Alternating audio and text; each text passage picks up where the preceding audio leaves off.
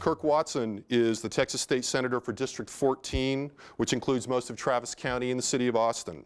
He's Vice Chair of the Senate Committee on Transportation and Homeland Security and serves on the Senate Committees for Jurisprudence, Nominations, Business and Commerce, and the Subcommittee on Emerging Technologies and Economic Development.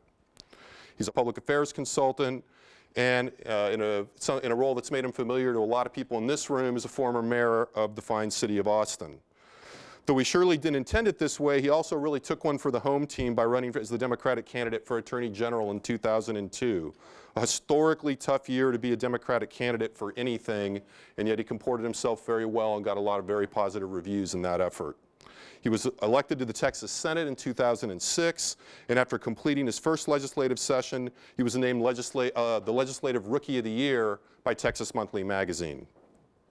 When you ask informally around the political community about Kirk Watson, you invariably hear, and no offense intended to any of his colleagues, that he is one of the smart ones. And so please join me in welcoming Senator Kirk Watson to the University of Texas at Austin.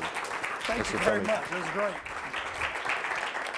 Well, thank you all, and thank you for that introduction. I really appreciate it. What I thought I would do today is be pretty informal with you, but talk to you about in politics and in life and different rules that I've learned, and give you my top 10 rules of politics or leadership or how to bring about positive change. And let's just start. Rule number 1, throw away the labels. Too often, I think we do this in life generally, but we really do it in politics, and that is we put labels on one another. We do it in life. I mean, if you go to University of Texas, you've got a label on you, right? If you go to Texas Tech, you've got a label on you. You go to Baylor, we put that label. In politics, it's Democrat and Republican. And once we get the label on people, all of a sudden, we abdicate any responsibility to ever hear that person again. Because after all, once I got a label on you, I know everything I need to know about you, don't I? Oh, you're a Republican? Well, that's all I need to know. You're a Democrat? No, you're an environmentalist. Oh, you're with the Chamber of Commerce. I don't need to know anything else, and I quit listening. We really do it too much in politics. The Republican and Democratic labels mean something. They're important. But when we stop ever hearing one another as a result of that label, then things come to a dead stop.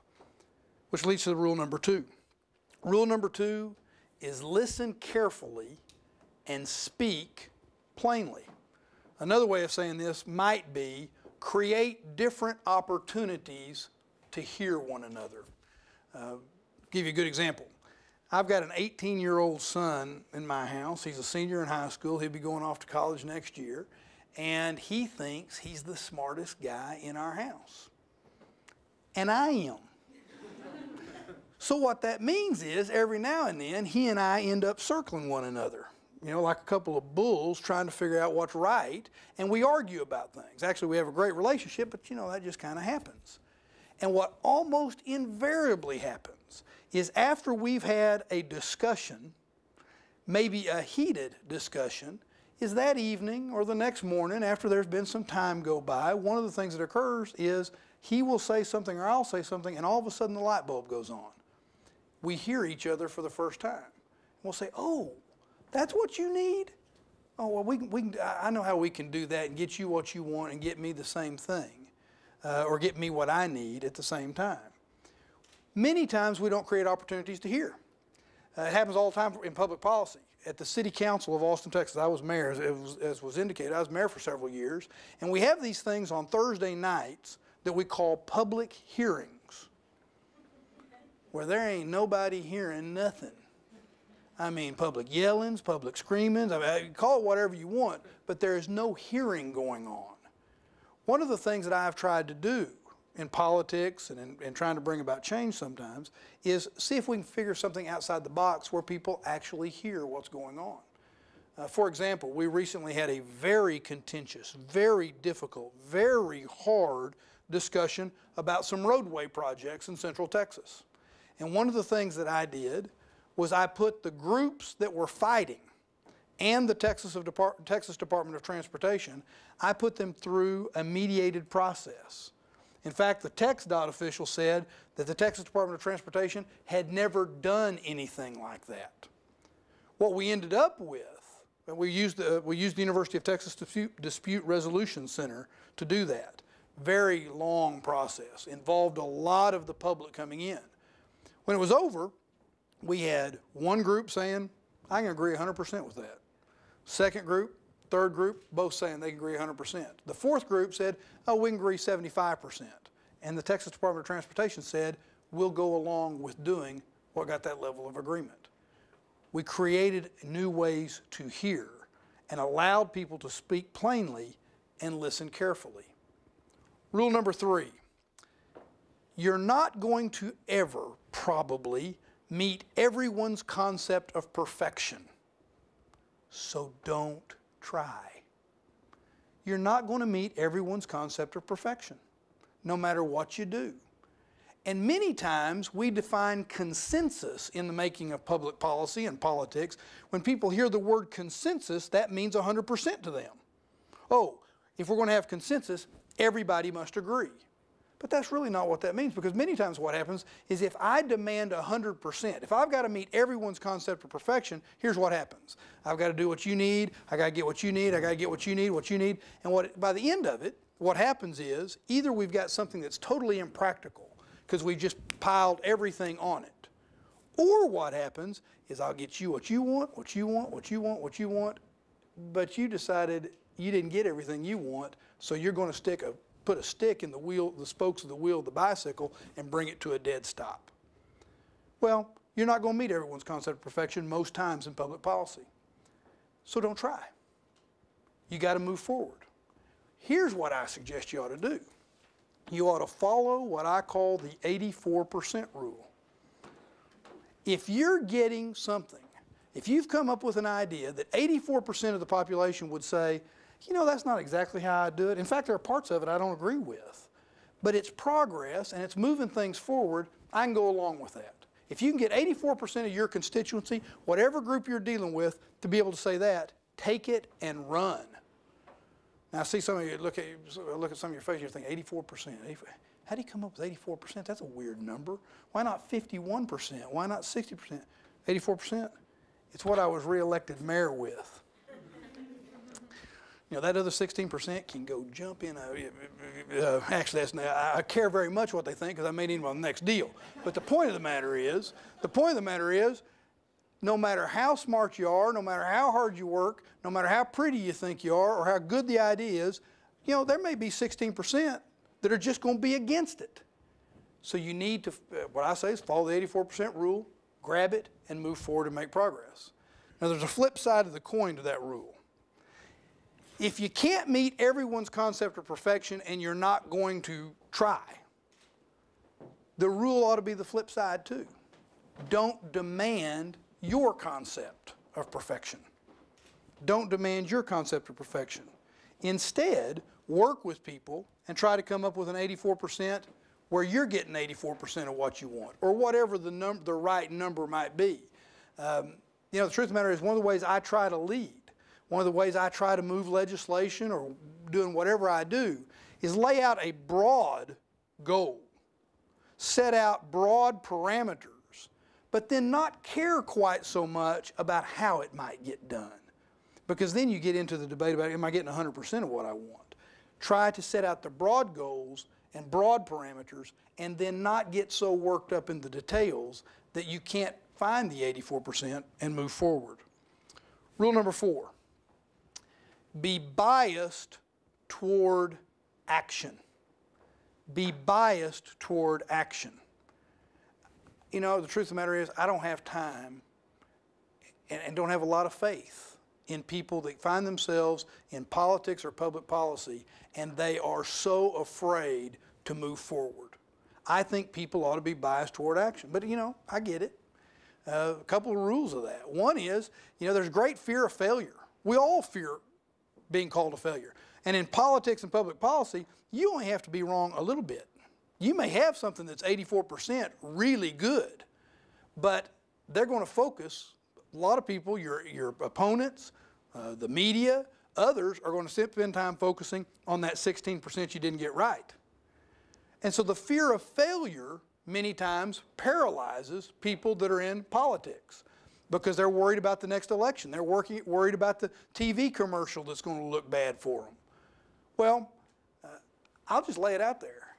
I believe that there is value in failure. Now, I don't think you ought to try to fail, and I think you ought to try to do what needs to be done, and you're shooting for the best deal, but there's value in failure. And that value comes in if you don't become a turtle and pull into your shell and never do anything again, but instead you step back and you say, whoa, that didn't turn out the way I expected.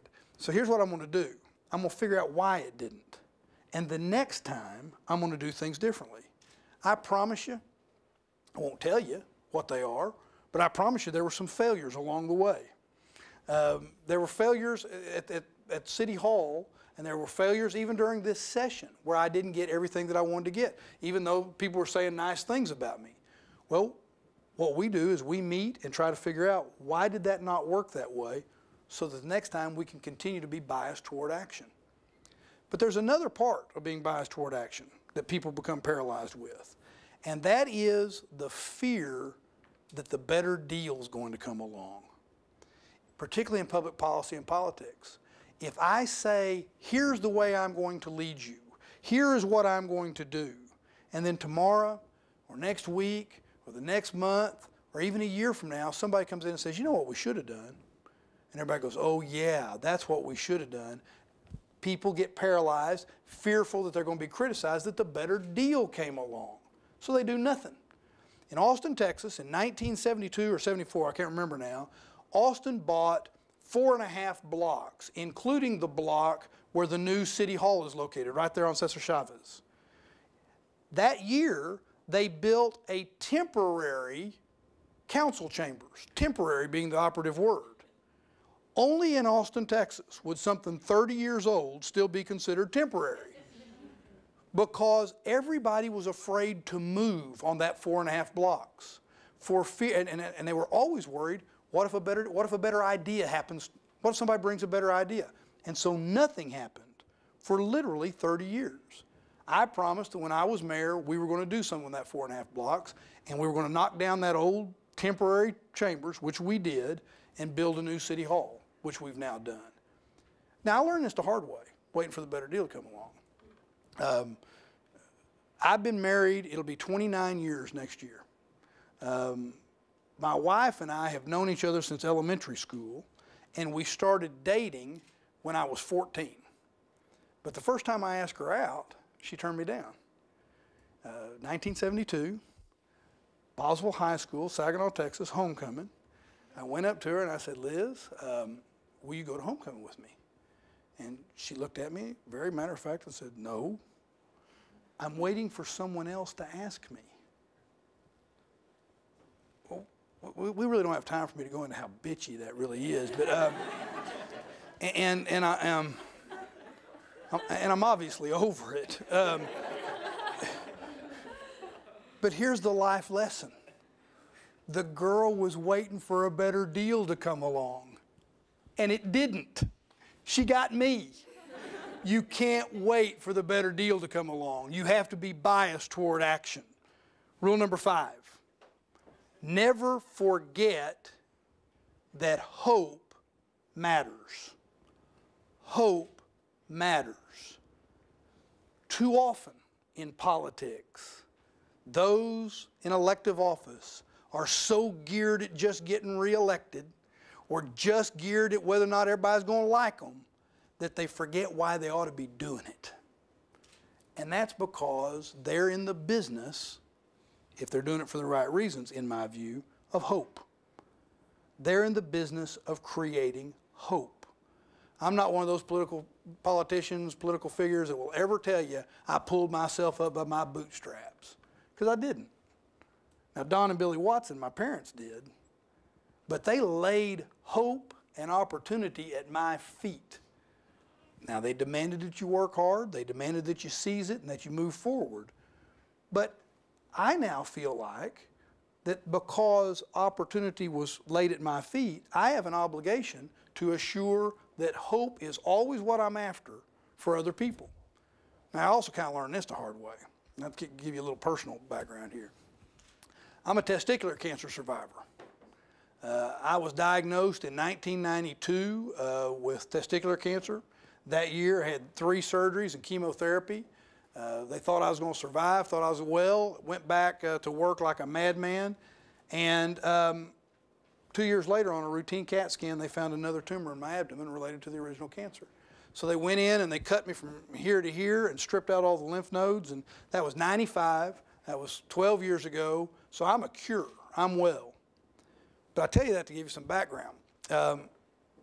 Again, Liz and I have a good friend who was, I guess he's in his early 60s now, and he recently left his wife of many, many years, kids out of college, you know, and he married himself a new lady who, if I'm charitable, yeah, she's 30. So Liz and I are out at dinner one night and talking about this guy and his new bride, and I said, you know, Liz, she's going to want to have kids. And she said, well, of course she's going to want to have kids. She said, Kirk, I'm sure they've talked about that, and that's part of the deal. And I said, well, don't take this wrong, baby, but if something were to happen to us or to happen to you, I don't know that I could fall in love with a woman of childbearing years. I love my family. I don't know that I would want another family. Same look as in 1972. She looked at me and she said, Kirk, with all they've cut off of you and all the cutting they've done on you, I don't believe you're going to have a bunch of women of childbearing years knocking down your door. Here's the lesson. Hope matters. Even when there's no hope. Hope matters. We have to all be looking for how we grab the hope and we find it for other people. Rule number 6. Have a short-term focus, but with a long-term vision. A short-term focus with a long-term vision. Let me just tell you. First and foremost, this is one of the gifts of cancer. And that is, when I was diagnosed at 32 years old with testicular cancer, if you had said to me a week before the diagnosis, if you said, Kirk, where do you want to be 10 years from now, or 15 years, or 20 years? If I was candid with you, I could have outlined it within about a week of what I thought I was going to be able to do. And of course, that's how we all kind of live our lives. Well, one of the gifts of cancer is I don't think that way anymore. I live my life in short-term increments of time. And they're very arbitrary increments. Right now, we're in a 3-year increment because I've been through 1 year of this term as a state senator, and I've got 3 more. And I have different increments for different things. I mean, we're actually at my house in about a 1-year increment otherwise, because about a year from now, our oldest boy is going to leave home. And so that's a 1-year increment of how do I focus? What is my short-term focus in that regard? But I try to do it, and I think leaders ought to do it in a way where if they live the good long life, if the career path goes the way they want it to go, a long-term vision can be carried out. But live right now. Who knows whether there's anything after a 3-year term in the Senate? I need to succeed in this increment of time. Who knows if I'm going to be, I'm not going to have a pain somewhere 2 years from now, and all the best laid plans fall away. So have a short-term focus on the here and now and getting done what you can get done, but do it in such a way that the long-term vision can be carried out. Rule number 7, know your core values and assets and admit your weaknesses. I think most folks feel like they know what their core values and assets are. They go through their day thinking they know what those are, but they rarely stop and quietly assess, what are my core values and assets? And then maybe they do that every now and then, but they don't do it again, because we become accustomed to thinking we know ourselves and we know what our core values and assets are. I really believe, talk about increments of time, I think it's very appropriate in various points in life to stop and reassess your core values and assets. Reassess your dreams. Reassess what it is you want to do. Now, a lot of people would say to me, and in fact I had somebody one time say to me, well, your values shouldn't change. Well, bull, because life changes you. You may have life experiences, the birth of a child, the loss of a loved one, a disease that you survive that changes those values. They may even change your assets, and your assets hopefully change from time to time. You become better educated, you have different life experiences that shape the way you do things. But if you never stop and try to assess that, you may be missing something. And it needs to be what are your core, at your core. Often in politics, it becomes kind of it's what you think it might be an asset or a value, but that's just, many times that's just politics. It's not about who the person really is. But the other part of it is you got to be willing to admit your weaknesses. And we've all got them. And you need to be honest about what your weaknesses are. There may be some things I just can't do politically, in public policy, in raising my kids, whatever it might be. There are just some things I might not be able to do because I have weaknesses.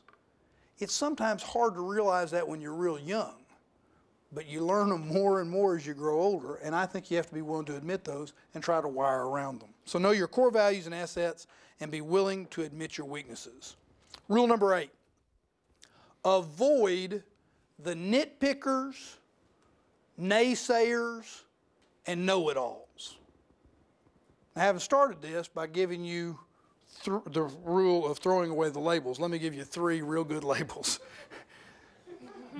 The nitpickers, naysayers, and know-it-alls. I mean, and we know who they are. We see them every day. The nitpicker is somebody that can find something that can just tear little bitty stuff apart. Death by 1,000 cuts. Just nitpick it to death. Or the naysayer is the person that no matter how good it is, no matter how much it should please them, they're going to be negative about it and say no. And of course the know-it-alls.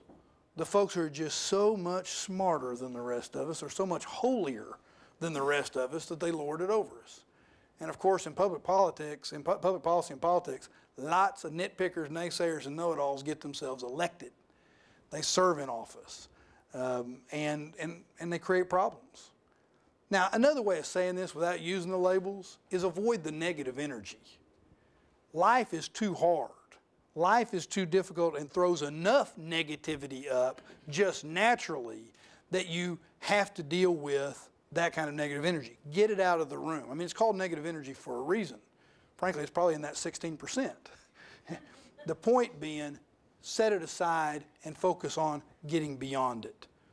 Rule number 9, create new and different constituencies and avoid creating unnecessary enemies. Create new and different constituencies and avoid creating unnecessary enemies. Here's what I mean by that. Often, we may be single-minded in our focus on a project or a piece of public policy. And it can be something that's very good and that you're going to get better than 50% on. People are going to support what it is that you want to do. And we become very blinded, particularly if we're involved, and I don't mean this term in a negative way or a derogatory way, but we're with some, let's say, a special interest advocacy group. And we're with an advocacy group, and that advocacy group's role is to advance this cause. And we're with them, and we're helping them in that regard. But we put on blinders, because that's what we're after. If what we would do is take the blinders off and sometimes step back and say, is there some way I can change this result? Now, the result's going to win. It's a good result. But is there some way I can change that result, and what I can then do is bring in this group or that group or stop somebody from being negative? I've now created different constituencies for the program. Give you an example. We are coming close to completing the Long Center for the Performing Arts down there on Auditorium Shores. Well, when I first got elected mayor, this city did not have a performing arts center of its own, and didn't have a plan for how to get there. The arts community had come to me, and particularly the high arts, ballet and opera and symphony, and said we need to have a performing arts center, and I agreed with them. I think great cities have great arts, and I think it's wonderful to have the University of Texas and Bass Concert Hall here, but great cities should be supplemented by great universities and not totally supplied by great universities. So I was all for this. And I said, well, how are we going to do it? Because we don't have the money to do it. We're going to have to do something unique. And their answer was, well, I'll tell you what, if you'll let us use that old Palmer Auditorium that had kind of gone into decay, despair, which was built in 1951, if you'll let us use that, we will raise $70 million of private money to build a new performing arts center. Well, that sounds like a pretty good deal to me. But it sits on parkland. It sits on parkland, which means that you have to have an election to be able to enter into that public-private partnership. Well, instinctively, I didn't believe that those SOBs, and that's by the Symphony, Opera, and Ballet, would be able to win that election. I didn't believe they could win that election by themselves. So one of the things we did is we said, all right, everybody that's using Palmer right now, it's kind of dilapidated.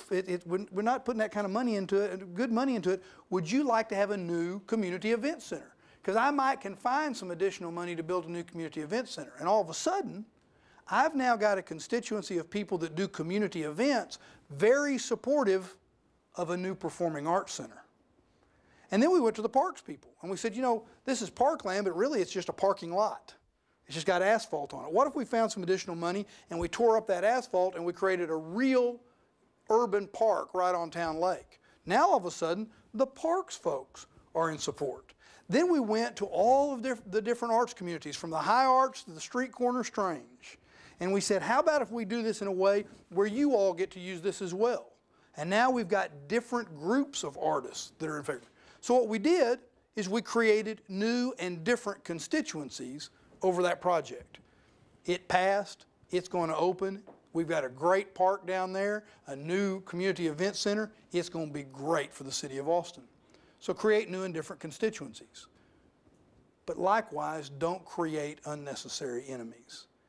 Do your business in a way where, again, we may fight like crazy today. We may really disagree substantively, but let's do it in a way so that tomorrow, if I need your vote, you don't hate me. Or I don't hate you and you need my vote. We're all in it together, but, and you know, the way I was raised at Don Watson's dinner table was that we were taught to kind of argue with each other. And he got a kick out of good debate and discussion.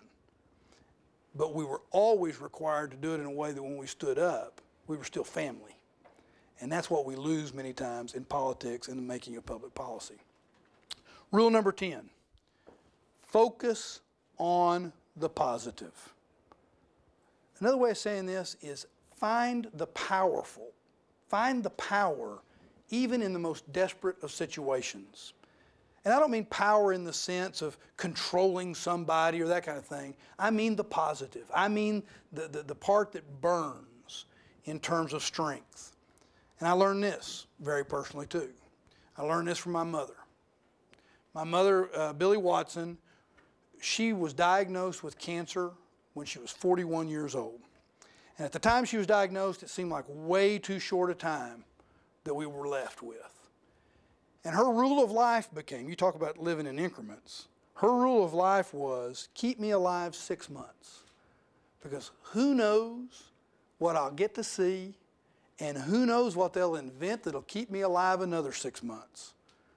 And sure enough, she lived to be 62.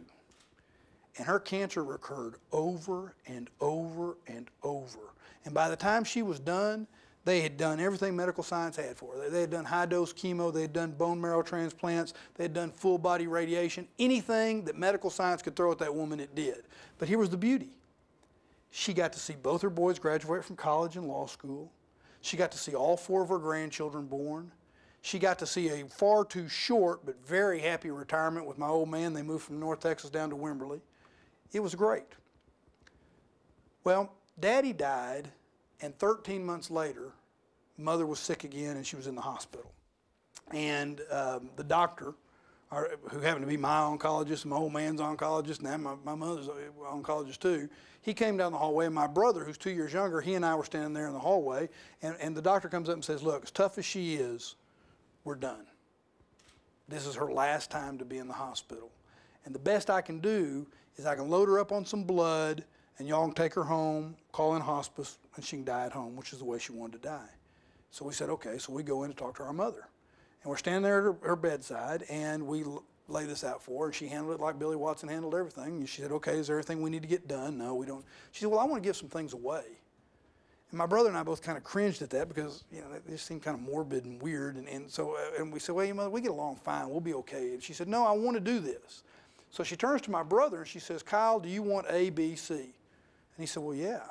She said, okay, that's yours. Then she turns to me. She said, Kirk, do you want the clock that hung in Daddy's office all those years? I mean, it's this great old antique clock, you know. And I said, yeah, I do. She said, where are you going to put it? And I said, Mother, now you know when you're gone, you're not going to be able to control things like that. And she said, yeah, but you might not get the clock. Billy Watson could find the power even in the most desperate of situations. She could focus on the positive no matter what the occurrence. She was able, in fact, the day she went to the hospital for the last time and ended up dying in that hospital, she got up on her exercise bike and rode it for 10 minutes until she couldn't ride it anymore. Her theory was, as long as I'm exercising, the cancer can't get me. She could find the power and the positive everywhere. We sometimes get too focused on whatever seems to be bugging us at that time. And I'm bad about that. I can become obsessive about something that drives me crazy.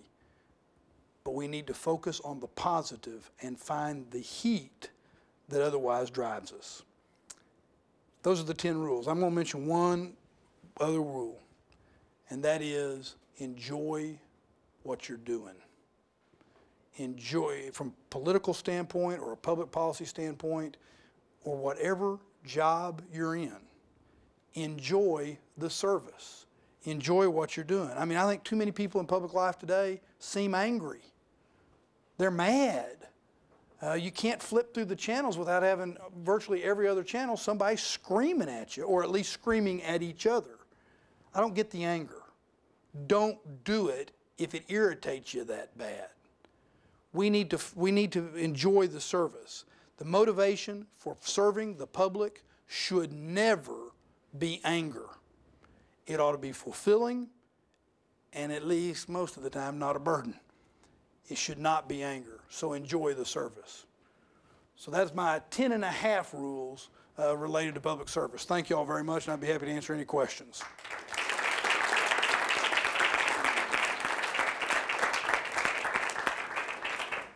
Anybody got any questions? Is that how we operate? Yeah. Okay.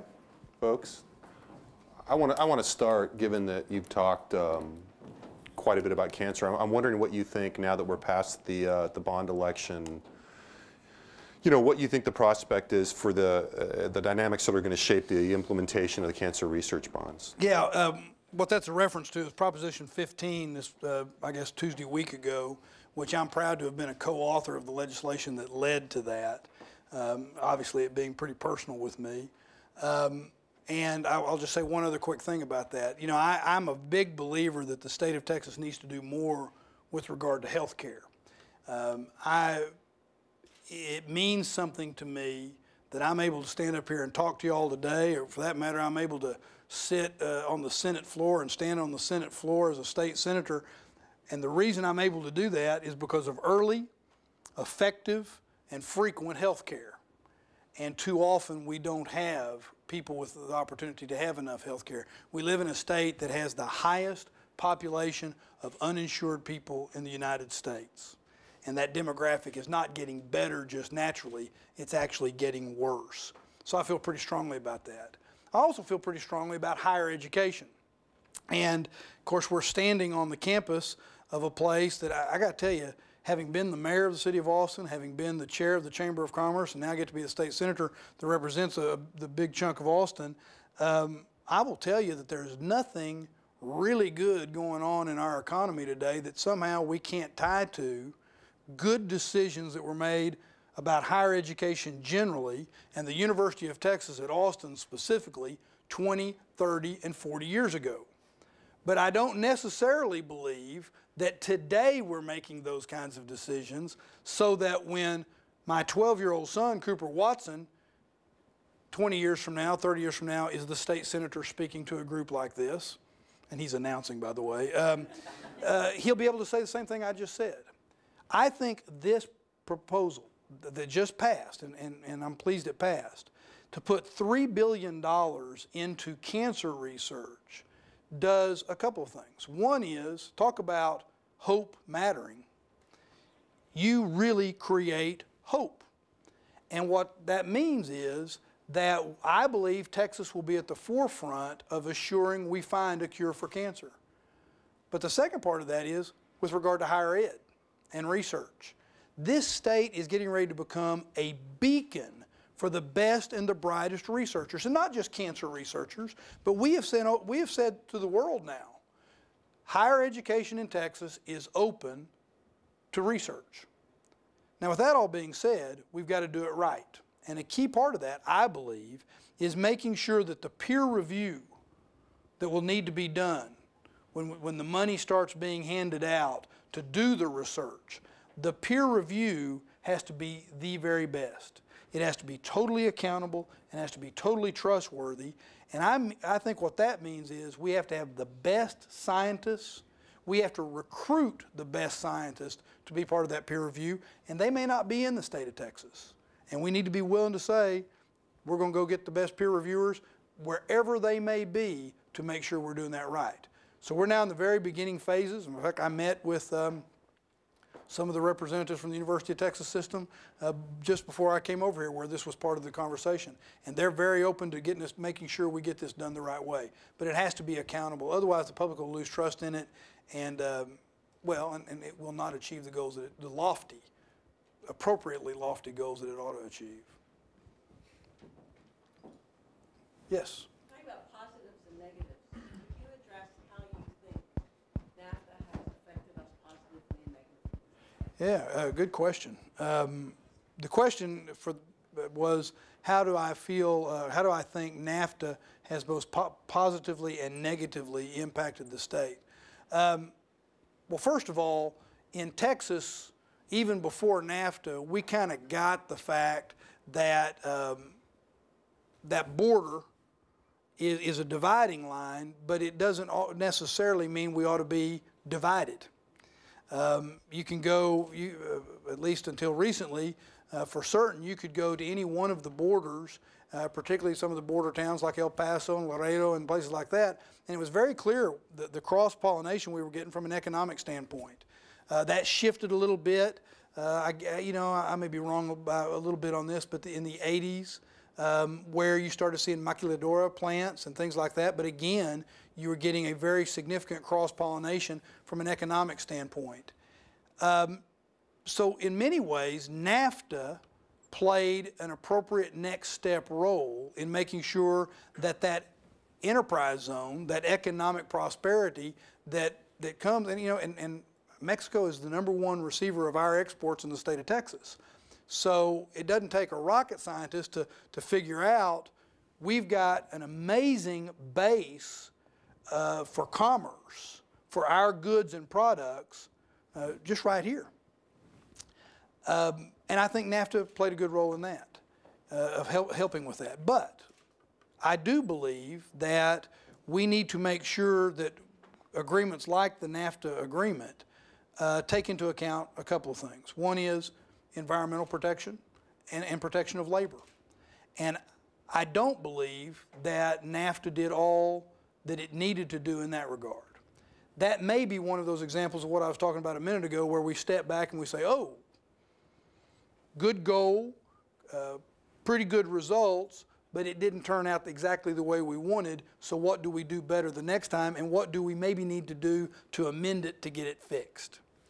The other thing is, I think it's important that if you're going to enter into something that you, at the front end, say, hey, this was probably going to increase commerce. We're going to have more trucks on our roads. We're going to have more people coming back and forth with goods and goods. I got to say, be prepared for that and be prepared to put the money into the deal. So one of the negatives is that we're stuck in traffic here in the state. And I-35 being the primary NAFTA roadway, I think we caught a lot of difficulty as a result of that, particularly here in Austin, Texas and Central Texas, because we didn't prepare the infrastructure for what was an anticipated and in fact a hoped for result. So that's the way I would answer that. Other thoughts or questions? Yeah. Yeah, my folks, my in-laws live out in Llano, and I go out there occasionally. And whether I go out in 290 or 71, certainly noticed a lot of development in the hill country. And I know that for Central Texaners and people really around the state, the hill country is a real treasure.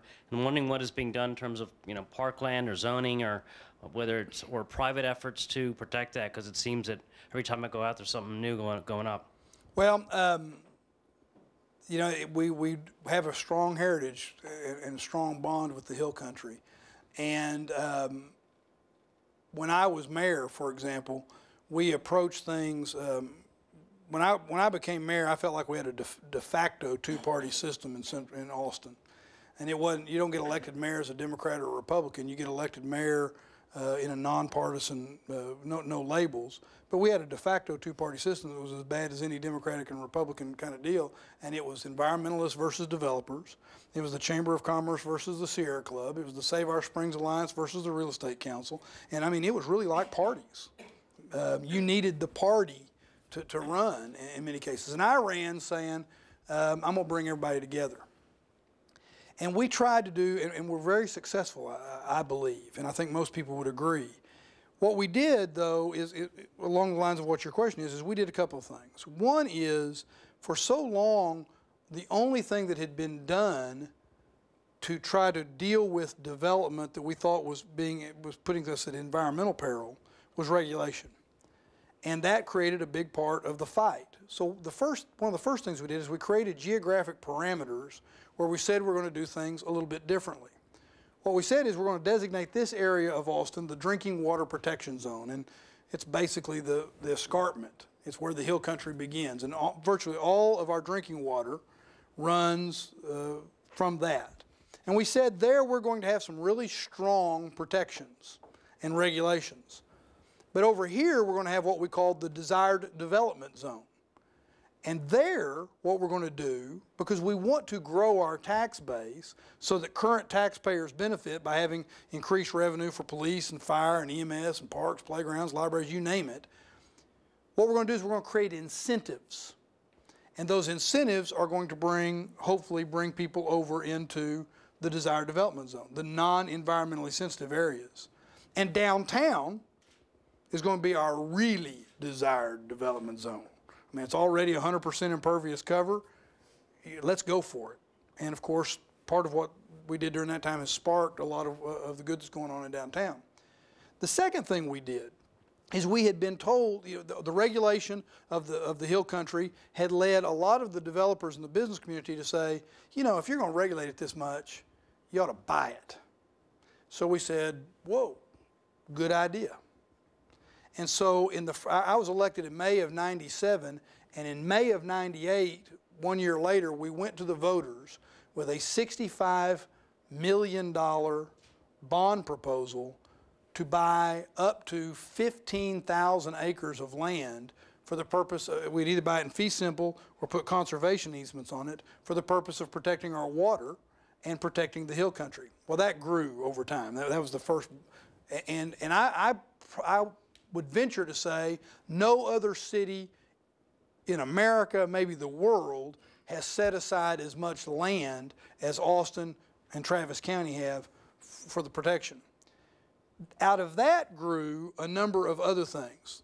The Hill Country Conservancy, which is a private organization working to preserve the hill country, raise money to preserve the hill country.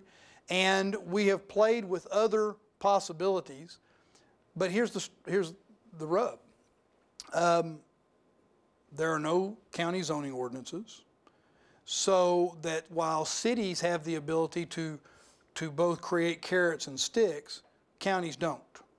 You have very few planning tools that are available to a county. In fact, I filed a piece of legislation to deal with SH 130, which is where we want people to go. SH 130, which runs east of downtown Austin, is going to be can be the greatest economic development opportunity in our lifetimes, because it's the first time we've ever put infrastructure in first. It ought to be the greatest environmental protection opportunity we have in our lifetime, because it's the first time we've started putting infrastructure where we say we want people to live. I tried to file legislation that would allow the county to do some planning.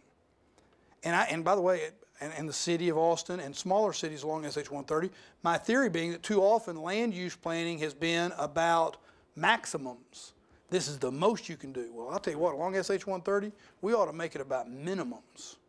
This is how much you got to do before we'll give you all the infrastructure, so we can grow that tax base and avoid sprawl and avoid neighborhood degradation by trying to put too much density in our already existing neighborhoods.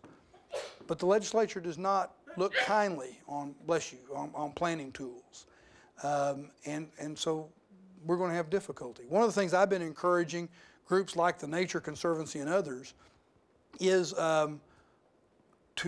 they're great groups, they're very effective, but often it's about the big ranch. How do I get 1,000 acres? How do I get 1,500 acres? And what I've tried to encourage them to do is figure out a way that we're talking about 100 acres.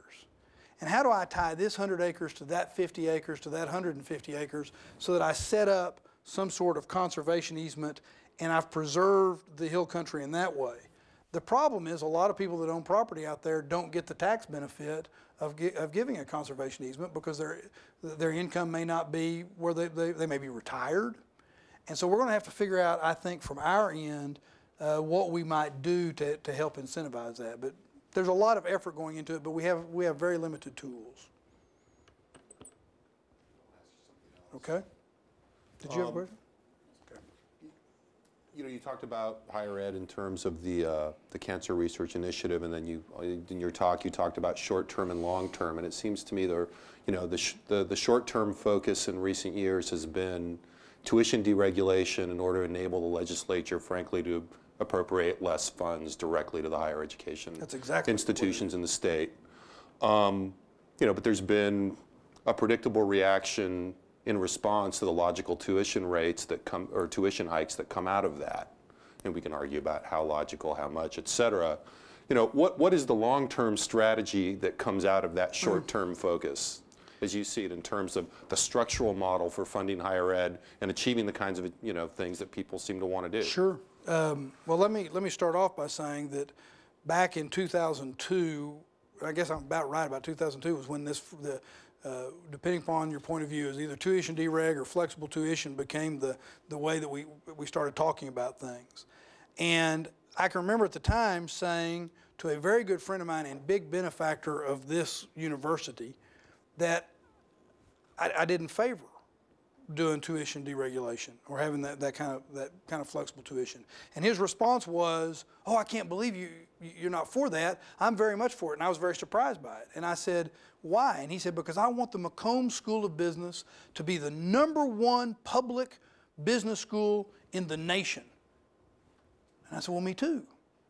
How about the legislature doing its job of providing appropriate resources so that our public business school can be the #1?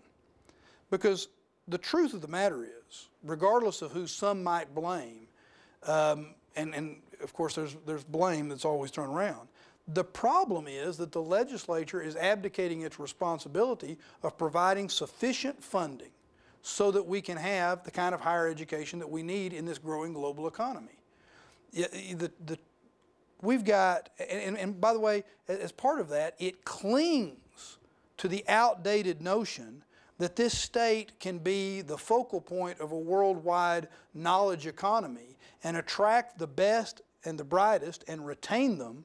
It clings to the notion that it can do that with really only 2 flagship universities.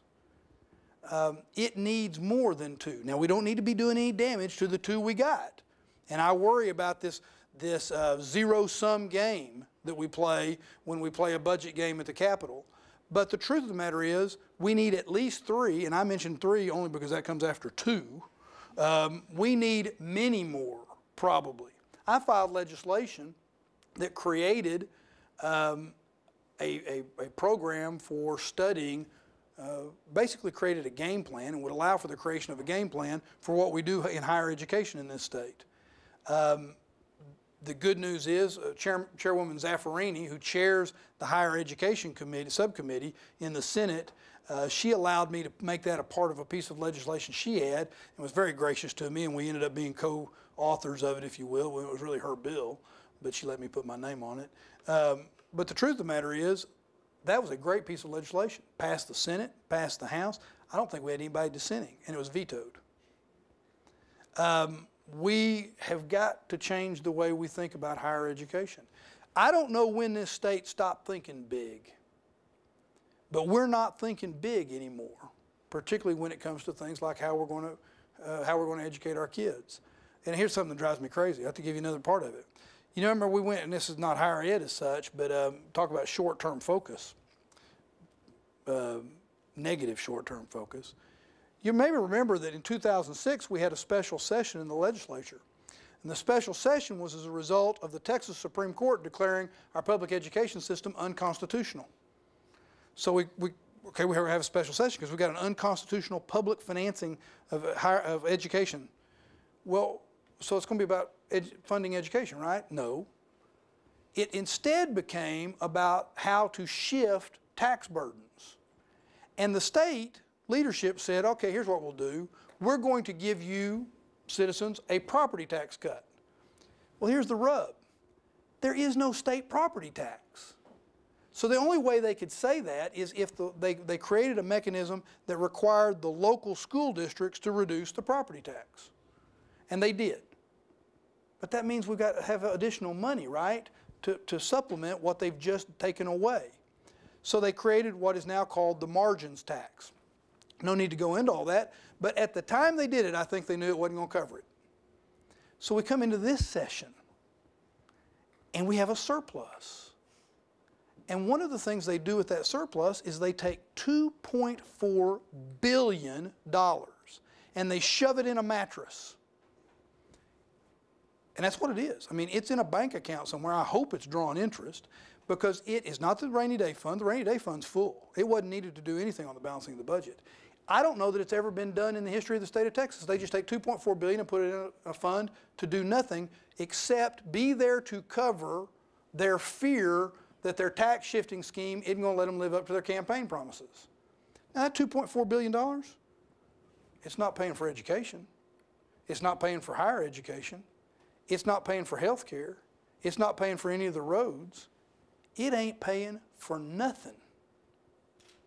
We have got to have more truth in taxation in the budgeting process. Tell the people what we're going to do, and we need to invest in the future. And higher ed, we need to start thinking big again. Any other questions? Well, let's thank Senator Watson for coming. Thank you all very much. Good luck to you, and God bless you. Thanks, Ernest. That's great. Thank you. Thank you.